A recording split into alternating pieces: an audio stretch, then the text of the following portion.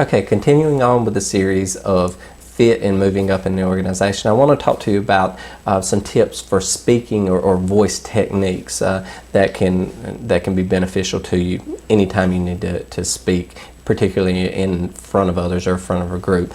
Okay. Warm up your vocals. Just like any other muscle that you're going to use regularly, you need to warm it up before jumping in.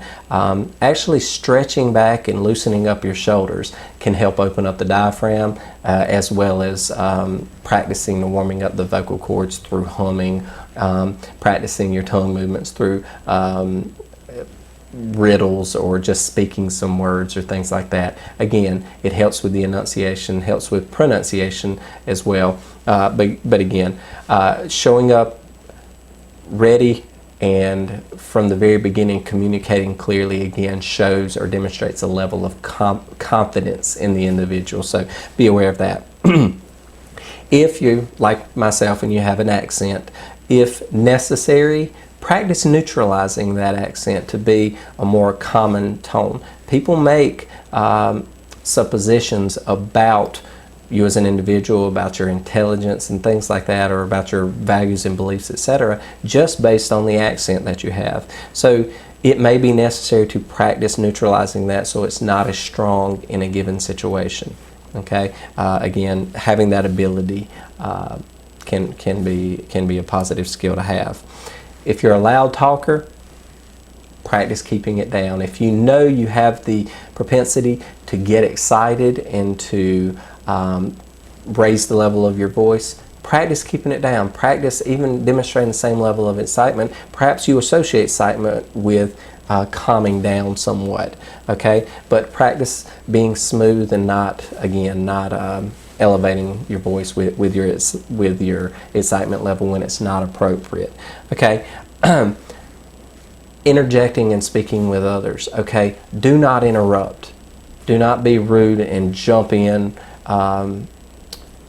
unwantingly in a conversation. Okay.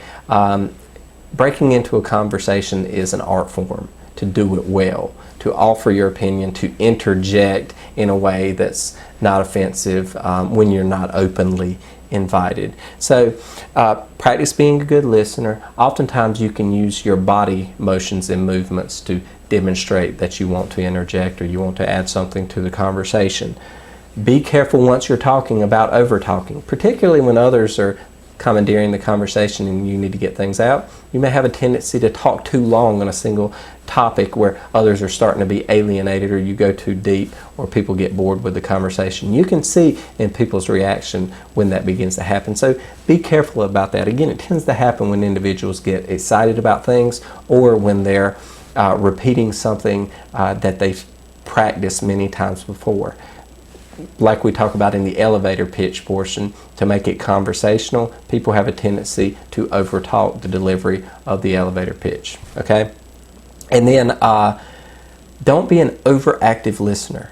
Be engaged, right? Show that you're listening to the conversation, that you're ready to interject at any time, and that you're following along. But don't, when I say overactive listener, don't constantly say, oh, yep, yep, yep. That's a common way of overactive listening. While you're wanting to show engagement, it can actually be distracting or disturbing to the talker for somebody to, again, overactively listen there. It can turn others off. So just be aware of that. And so those are some great voice and speaking techniques or tips that you can use that will help you appear to be better appear to be a professional in your speaking activity in the organization.